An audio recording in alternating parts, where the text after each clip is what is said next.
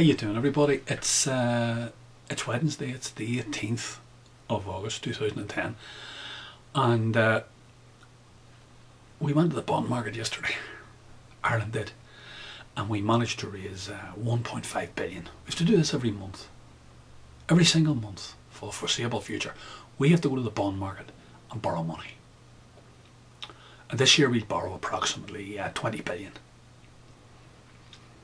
And this is just to match up the deficits that's in our balance sheet, our national balance sheet. So we have enough money to pay all the public servants and pay all the people on the dole and keep the health service going and all that stuff, okay, that the state does. And what happened was we had to pay two amounts of money yesterday. We had to pay 3.62 for 4-year bonds, and we sold 500 million and half a billion. And then the real bonds that we want to sell are 10 and 20-year bonds, and we sold 10-year bonds, a billion worth of those, and they cost us 5.38%. So the total bond issuance of a billion has cost us over $1.5 billion. So the only point I want to make about this is, on one hand you have the internal economists inside Ireland telling you this is all wonderful, and it shows the confidence that the markets have in Ireland. That's number one. And then, so that's inside Ireland, that's the thought process inside Ireland. But then when you go outside Ireland, there's a completely different thought process. And today in the Financial Times, I have a major article, I've put it up there for you, we link to it, okay? Dublin forced to pay high yields. That's number one. And that's specifically related to Ireland. And then the other one is from the Daily Telegraph, which deals with the whole macro element of sovereign debt, and it tells you, written by a guy called Ambrose Evans Pritchard. I don't know this man. I'd say that both these boys, I'd say, be fairly right wing, all right. But anyway, it doesn't matter.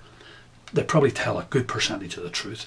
Time is running out for the West, and what's going on, whether anybody likes it or doesn't like it, we have throughout the Western world a huge sovereign debt bubble. And man, if that collapses, we are in serious, serious problems. You think things are bad now?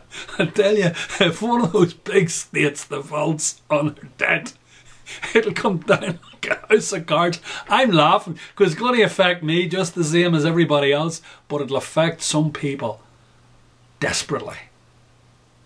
Desperately. Because all of a sudden, what will happen is there'll be no cheque in the post from the state. There'll be no dole money. Or it'll be cut back dramatically or whatever. Okay? They won't be able to go to the bond market to make up the deficit. So they'll just have to deal with what money's in circulation, and it'll be pretty horrendous stuff. The fallout will be pretty horrendous. So that's the situation. Have a read of these two articles, but just be cognizant in the back of your mind, we are in the West in a huge sovereign debt bubble, and it cannot keep getting ramped up further, because it's a true recipe for disaster. This really is. And if you read that Evans Pritchard article, time really is running out.